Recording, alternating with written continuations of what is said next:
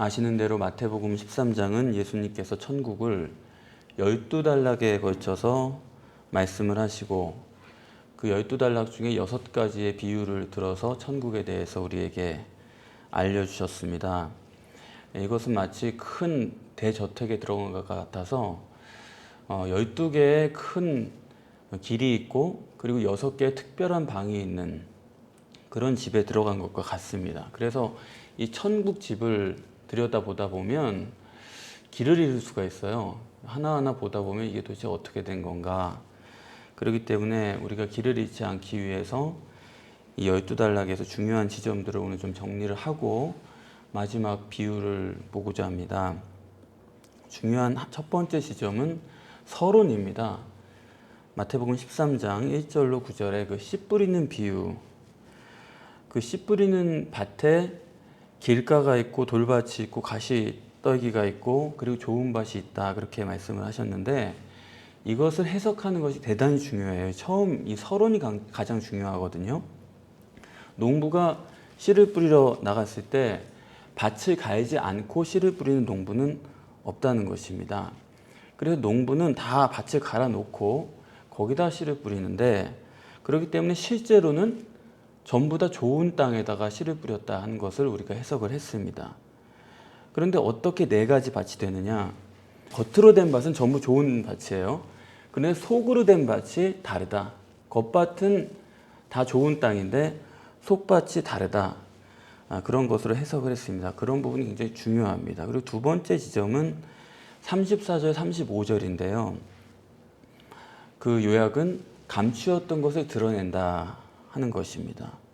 이 34절, 35절을 경계로 해서 앞에 천국 비유를 3번 하셨고 그 다음에 이후에 오늘을 포함해서 천국 비유 또 3번을 하셨습니다.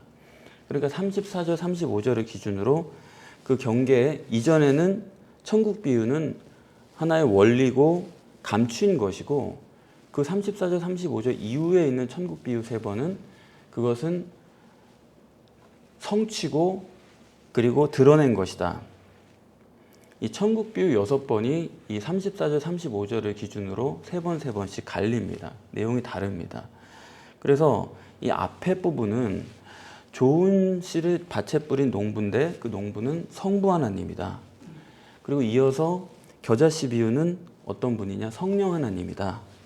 성령론이고, 그 다음에 누룩 비유는 그 성령이 인간의 겉사람이 아니라 속사람에 심긴 임마누엘을 이야기하는 것이다.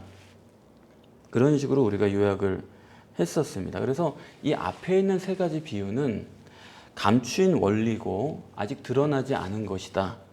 그런 천국의 이야기라는 것을 말씀을 드렸고, 그 다음에 34절, 35절을 경계로 그 이후에는 똑같은 가라지 비유를 한 번 더 말씀하시면서 똑같은 씨 뿌리는 그 농부인데 이때의 농부는 인자로 표현된 것처럼 이 땅에서 그 실제로 구원을 행하시는 성자 하나님이다. 그러니까 34절, 35절 이전에는 같은 농부인데 그것은 계획을 하시고 약속을 하시는 성부 하나님이고, 이제 그것은 감추었던 것이고 이제 드러나게 되는 것은 성자 하나님을 통해서 그것이 성취되는 것이다. 그 성자 하나님은 육신을 입고 이 땅에 오신 메시아다. 2가지로 설명을 했습니다. 그리고 이제 그것을 시작으로 해서 밭에 감추인 보화다. 육신을 입고 오신 메시아니까요. 그분은 밭에 감춰진 보화다. 육신 속에 감춰진 신성, 그것이 보화다. 그리고 그 보화가 바로 천국이다. 바로 그렇게 설명을 하고, 그 다음에는 이제 어제 우리가 함께 보신 것처럼 또라는 그 단어를 통해서 그거는 이제 팔린이라는 헬라어인데 그거는 엔드라고 하는, 우리가 생각할 때 또니까 엔드 이렇게 할 수도 있지만 특별한 의미가 있는데 그건 리바이벌을 하는 겁니다. 그러니까 앞에 것에 반복하는데 또 하나는 업그레이드해서 반복하는 거예요. 그래서 수평적으로 반복하는 것이 아니라 한 단계 더 올려서 심화해서 반복하는 것이 팔린입니다. 영어에서는 여러분들 영어 성경을 보시면 그냥 또 그러니까 and라고 그럴 것 같은데 영어 성경에 again 이렇게 돼 있어요. 그러니까 그 번역을 잘한 겁니다. 영어 성경에서. 그 다른 의미가 있다는 거예요. 이거를 같은 얘기인데 심화해서 반복한다. 그런 뜻에서 again, 팔린이라는 단어입니다. 그래서 이 두 가지 비유가 연결이 되어 있는데 앞의 비유는 밭에 감추인 보화가 예수님이고 그 보화를 다시 한번 심화하는데 그 보화가 뭐냐? 진주. 세상에서 가장 값진 진주. 그것이 이제 보화를 구체적으로 드러낸 거죠. 그런데 그 진주가 뭐냐 할 때 예수님 안에 있는 핵심이죠. 바로 성령. 그걸 말하는 것이고 그 진주를 산 장사꾼이 천국이다. 그렇게 되는 거예요. 그러니까 천국이 그전에는 보화였는데 여기 와가지고는 장사꾼이 천국이 된 겁니다. 그래서 보화는 예수님이죠. 그런데 나중에는 장사꾼이 천국이 되는 거니까 그리스도와 그리스도인이 동일시되는 순간이에요. 그전에는 그리스도만 천국이었는데 이제는 그리스도를 소유한 성령으로 거듭난 그리스도인도 천국이 되는 거니까 심화된 거죠. 한 단계 업그레이드가 된 거죠. 자, 그런 상태에서 이제 마지막 천국 비유는 여전히 천국을 말씀하는데 오늘 본문에 보니까 바다에 치고 각종 물고기를 모으는 그물과 같다. 천국은 다시 말해서 이퀄 그물이다 했습니다. 그러면 이제 본문을 우리가 잘 이해하기 위해서 물고기가 뭐냐 또 그물이 뭐냐 이거를 분명하게 해야 되죠. 그 두 가지가 분명하지 않으면 천국이 무엇인지 알 길이 없을 테니까요. 그래서 오늘 본문에서도 또 다시 또라고 나오죠. 47절에 또 천국은 이렇게 나오지 않습니까? 이 또도 팔린이에요. 영어 성경에서 또 again입니다. 그러니까 마찬가지죠. 앞에 걸 반복하는 건데 또 심화하는 거예요. 그렇죠? 그래서 이미 벌써 한번 심화를 하지 않았습니까? 한 번 더 업그레이드를 했는데 여기서 또다시 그렇게 한다. 그런 얘기입니다. 그러면 이제 앞에서는 지금 좀 이해가 되세요? 너무 제가 좀 복잡하죠, 여기가. 복잡한데 또 가만히 생각해보면 또 쉬워요, 사실. 저도 복잡하긴 한데 아침에 저도 복잡하게 하고 왔는데 가만히 생각해보면 또 쉬워요. 그래서 앞에서는 이제 밭에 감추인 보화, 그거를 한 번 더 심화하는 거니까 밭에 감추인 보화를 심화하니까 어떻게 됐어요? 진주가 됐죠. 구체적으로 진주. 예수님의 그 속에 있는 보화를 꺼내니까 그것만 딱 빼내니까 그게 성령이죠.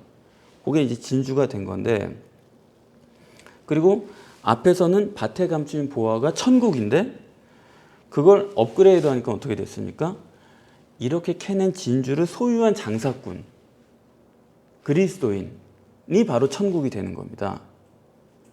그리스도 천국, 그리스도인 천국 이렇게 업그레이드 돼 가는 거예요, 천국이. 그럼 이제 같은 맥락에서 또다시 오늘 팔린 그랬잖아요. 그러면 그 앞에 있는 비유 이거를 이제 다시 업그레이드 하는 겁니다. 그 장사꾼, 이 장사꾼이 본문에서는 뭘까요?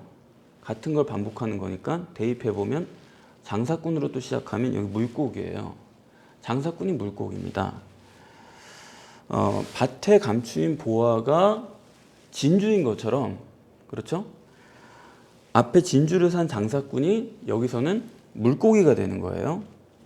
왜냐하면 계속 업그레이드 되고 있으니까요. 발전적으로 되어가고 있으니까 처음에는 진주가 천국이었다가 나중에는 진주를 소유한 장사꾼이 된 것처럼 그게 이제 천국이 계속 업그레이드 되잖아요. 그 다음에 이제 또 발전적으로 보면 이제 장사꾼이 여기서는 물고기로 비유가 되는 겁니다. 그리고 그 물고기를 모은 그물이 천국이 되는 거예요. 이 천국의 범위가 또 발전을 한 겁니다. 처음에는 예수 그리스도, 그 다음에 성령, 그걸 소유한 장사꾼이 천국이 되고 그 장사꾼이 물고기인데 여기서는 그 물고기를 모아놓으니까 그게 또 천국이에요. 그러니까 천국이 점점 확장되고 또 한 단계 올라가는 거죠. 수준이 더 높아지는 겁니다. 왜냐하면 쉬운 데서 어려워지는 거니까요. 예수 그리스도가 천국인 건 쉬워요. 하나님이 천국인 건 쉽죠. 그런데 그게 인간이 되는 거니 인간이 천국이 되니까 그건 더 한 단계 올라가는 수준이 올라가는 거죠. 근데 개인은 쉬워요. 또 한 사람은 쉬워요. 근데 여러 사람이 다 같이 한 발짝을 걸어 나가는 건 어렵죠. 누가 하나 뭐 독주해 나가는 건 국가대표는 쉽죠. 그러나 온 국민이 다 운동을 잘하는 건 굉장히 어렵죠. 그런 식으로 이제 단계가 격상되어 나가는 건데, 그러면 이제 물고기인데 물고기를 모아놓은 것이 천국인데, 그러면 그 물고기를 모아놓은 그물이 뭐냐 이거예요. 물고기를 모아놓은 그물은 교회입니다. 그래서 이 비유를 우리가 쭉 한번 정리를 다시 한번 해보면 쉬운 거기 때문에 정리를 해보면, 처음에는 밭에 감춘 보아는 메시아고요. 그 메시아에서 핵심을 꺼내니까 그거는 성령이고요. 진주예요, 그게. 그 극히 값진 진주를 소유한 장사꾼, 그 사람은 성령으로 거듭난 그리스도인이고요. 그것이 오늘 비유에서는 물고기가 됐는데, 그 물고기를 다 모은 게 천국인데 그 모아놓은 그물이 뭐냐? 그게 바로 교회다 이겁니다. 예수님께서 천국 비유의 이제 마지막 비유거든요, 오늘이. 그 6가지 비유의 마지막을 교회로서 천국 비유를 결론 지으신다는 거, 대단히 중요한 본문이 아닐 수가 없습니다. 그래서 오늘은 이 성경적인 교회가 무엇인가에 대해서 여러분들과 함께 말씀을 나누고자 하는데요. 교회에 대해서 역시 알 수 있는 가장 중요한 본문 중에 하나는 마태복음 16장에 있는, 베드로가 주는 그리스도시요 살아계신 하나님의 아들이십니다, 그렇게 고백을 했더니 예수님께서 내가 반석 위에 내 교회를 세우리라, 교회에 관한 말씀을 하셨습니다. 그 말은 교회가 무엇이냐? 내가 반석 위에 내 교회를 세운다고 했으니까 그 교회의 가장 기본적인 성격은 주님의 교회예요. 뭐 그거 이상 복잡하게 생각할 필요가 없죠. 내가 내 교회를 세운다고 했으니까 교회가 뭐냐 그러면 그냥 처음에 정의는 주님의 교회입니다. 많은 사람이 다녀도 뭐 건물이 뭐 어떻든 주님이 직접 세우신 교회가 아니면 그건 주님의 교회가 아니겠죠. 주님이 세우기만 하면 그건 주님의 교회가 되는 거고, 주님이 관여하시지 않으면 그거는 어떤 모양이든지 뭐 어떤 사람들이 모이든지 간에 그거는 주님의 교회가 아니다, 그런 말씀, 교회가 아니다. 그래서 저도 이제 교회를 여러분들과 함께 해나가는 입장으로서 항상 그런 마음을 가지고 있어요. 그게 뭐 좀 당돌한 생각이기도 하고 어떻게 보면 좀 무책임한 말일 수도 있겠지만, 그거를 조심스럽게 하나님께 꼭 말씀드립니다. 항상 그걸 제가 다짐받는 게 그건데, 이 교회를 문 닫으면은 누구 손해입니까? 그걸 꼭 여쭤봐요, 하나님께. 이게 거의 반협박이죠. 그러니까 저는 고용된 사람이에요. 여러분들도 주님께 고용받은 사람들입니다. 그러니까 고용주의 문제예요, 이거는. 고용주가 일을 벌였다고 하면 그 회사 문을 닫으면 그거는 자기 손해가 되는 겁니다. 그렇기 때문에 교회 문을 닫으면 내 손해입니까? 주님의 손해입니까? 이거 분명히 해야 돼요. 그렇기 때문에 주님이 세운 교회라고 한다면 주님께서 책임지셔야 됩니다. 그게 아주 항상 마음에 가지고 있는 생각이고, 나는 고용받은 사람으로서 그 부분에 대해서는 주님과의 관계가 명확해야 된다고 생각을 해요. 주님의 교회가 아니면 그거는 교회가 아니기 때문에 우리가 물론 인간이 할 수 있는 모든 방법을 다 동원합니다. A.W. 토저 같은 분이 뭐라고 그랬냐면, 초대교회 성령이 없으면 교회 95%가 망했겠지만 지금은 성령이 없으면 문 닫는 교회는 없을 것이다, 그렇게 얘기했어요. 그러니까 지금은 인간의 모든 제도와 우리의 모든 노력과 수고와 뭐 인간관계가 다 얽혀가지고 성령이 없어도 얼마든지 교회가 운영될 수 있다는 점을 A.W. 토저가 자기 책에서 말한 적이 있죠. 지금 교회가 모든 인간적인 방법을 다 동원하고 인간관계를 이렇게 저렇게 다 얽혀놓고, 하여튼 법적으로 문제가 되는 것이 있어도 사람만 모아놓으면 교회라고 하는 그런 시대를 우리가 살고 있는데, 절대로 그런 건 교회가 아닙니다. 주님이 완성하시고 주님이 유지하시고 주님이 문을 닫는 것도 그게 교회예요. 주님이 문을 닫는데 닫히지 않는 교회, 그건 교회가 아니죠. 그래서 목회자로서도 모름지기 교회가 부흥 성장해서 이 복음을, 이 진리를 땅끝까지 전하고 싶은 마음은 많습니다. 그럼 뭐 어떤 목회자든지 다 그런 생각을 가지고 있을 텐데, 그래서 방향도 제시하고 비전이 뭐냐고 물어보는 분들도 많이 계시던데, 그리고 또 어떤 때는 뭐 잔소리도 하고 싶기도 하고, 그렇지만 항상 제 마음에 자제를 하는 건 뭐냐면, 주님의 교회니까 내가 내 생각대로 방향을 함부로 제시하면 안 된다라는 생각이 있어요. 또 잔소리도 하면 안 된다, 그런 생각이 좀 많이 있습니다. 굉장히 심사숙고해요. 어떤 말을 할 때, 어떤 방향을 제시할 때. 그래서 어떻게 보면 너무 이게 좀 발전적이지 그런 비전을 제시 안 하는 것 아니냐, 구체적인 그런 뭐 이슈를 얘기를 해야지만 교회가 더 성장할 텐데, 그런 생각도 들지만, 그러나 기도하는 가운데 항상 그거를 자제를 하는 겁니다. 왜냐하면 주님께서 네가 하냐? 내가 한다 라고 말씀하셨기 때문에 그 부분에 대해서는 주님만이 목회를 하셔야지 목사가 목회를 할 수 있는 것이 아닙니다. 또 성도들을 바라볼 때도 누가 성도냐 할 때 어떤 분들은 그렇게 얘기해요. 예수 믿고 죄사함 받은 사람들이 모인 게 교회다, 뭐 죄인들이 모인 게 교회다, 그렇게 얘기하는데 아니에요. 주님은 내 교회를 세우시겠다 말씀하시면서 그렇게 분명히 교회를 세우시겠다 해놓고 공생의 기간 동안에 교회를 안 세웠습니다. 내 교회를 세우겠다고 해놓고 부활한 다음에도 교회를 안 세우셨습니다. 언제 교회가 세워졌느냐? 지구상에 있는 그래도 성경을 공부한 그리스도인들이라고 한다면 그건 다 인정할 거예요. 교회는 사도행전 2장에 성령의 강림으로써 교회가 시작된 것을 모를 사람은 없다라고 생각을 합니다. 그러면 성령 강림으로부터 교회가 시작된 거고, 성령 강림으로써 주님은 주님의 교회를 세우신 것이기 때문에 예수 믿고 그 피로 죄사함 받아서 그때부터 모인 사람이 교회다? 아닙니다. 절대로 그렇게 될 수가 없어요. 만약 그런 거라고 한다면 사도행전 2장 이전에 교회가 됐어야 됩니다. 예수님 십자가 지신 다음에 적어도 교회가 생성됐어야 됐어요. 부활하신 다음에 제자들 다 만나셨기 때문에 그때 이미 교회가 세워졌어야 됐어요. 왜? 용서했으니까 만났으니까요. 십자가 졌으니까 죄사함 받은 거 아닙니까? 그런데도 교회는 세워지지 않았습니다. 그렇기 때문에 십자가의 피로, 예수의 피로 죄사함 받고 모인 사람들이 교회다, 그런 거는 절대로 성경적인 말이 되지 않습니다. 이 세상 그리스도인 치고 성경을 공부한 사람 치고 사도행전 2장부터 교회가 시작됐다는 것을 모르는 사람은 없을 텐데, 그럼에도 불구하고 자꾸 피로 죄사함 받은 사람들이 모인 곳이 교회다, 그거는 절대로 성경적인 말씀이 아니고 주님은 그렇게 말씀하신 적이 없습니다. 예수님께서 말씀하신 것은 아버지의 약속하신 것을 너희가 기다려야 된다. 만약에 예수 피로 죄사함 받은 것이 하나님의 약속이라고 한다면 그러면 더 기다릴 게 없죠. 십자가에서 피를 흘렸는데요. 부활해서 제자들을 다시 찾아가서 그 배반한 사람들을 다 만났는데요. 다 용서를 해 주었는데요. 그런데 여전히 예수님은 아버지의 약속하신 것을 기다리라.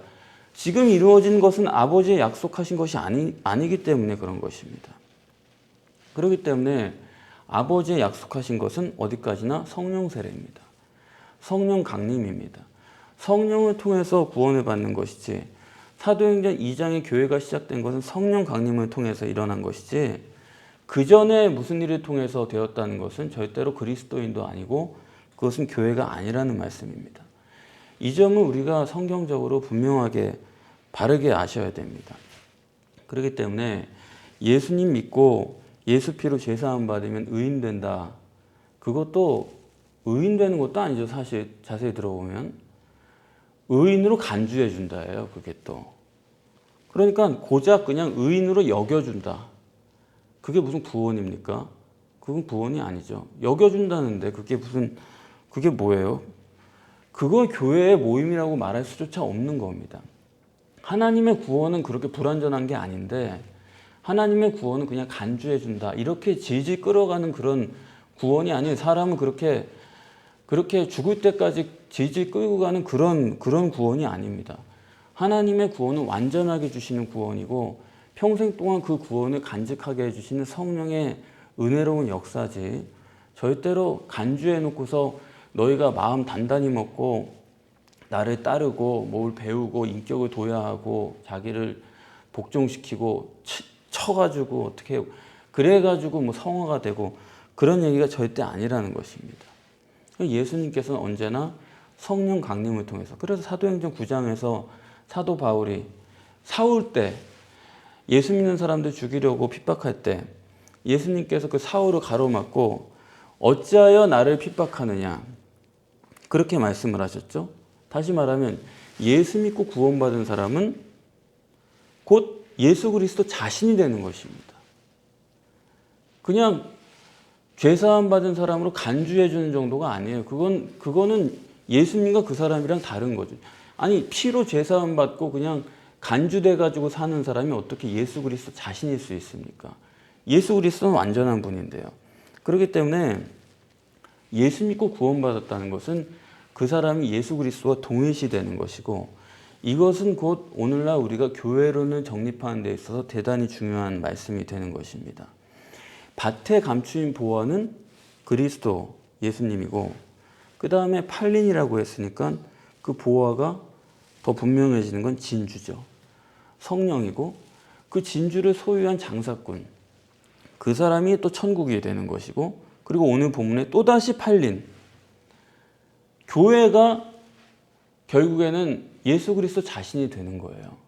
그렇지 않습니까? 중간 단계를 다 생략하고 바로 연결 지으면 처음엔 예수 그리스도가 천국이었는데 나중에는 교회가 천국이 된 거니까, 그래서 그것이 사도행전 2장과 일치하는 교회입니다. 그래서 예수님은 이 천국 비유를 교회론으로 결론을 내리기 위해서 처음에는 보화로 시작했다가 진주로 업그레이드 했다가 그것을 소유한 장사꾼으로 했다가 그것을 물고기로 해가지고 다시 업그레이드해서 교회론으로 마무리를 짓는 것입니다. 이것을 우리가 이해하고 우리가 실제적인 교회가 돼야 돼요. 성경적인 교회가 돼야 돼요. 성경적인 믿음이 돼야 되고 완전한 하나님의 은혜를 우리가 100% 수용할 수 있어야 되고, 그것이 정말로 보화와 같이 값지고 겨우 의인으로 간주하고 평생을 끌어가는 그런 구원이 아니라 성령 강림을 통해서 온전하게 주어지고 하나님처럼 되어서 그리스도와 함께 왕노릇하는, 이 거친 세상에서 정말로 예수 그리스도의 권세를 가지고 살아나갈 수 있는 그런 사람, 그런 구원받은 사람으로 자기 스스로를 정립할 수 있어야 되는 것입니다. 그것이 하나님께서 생각하신 교회입니다.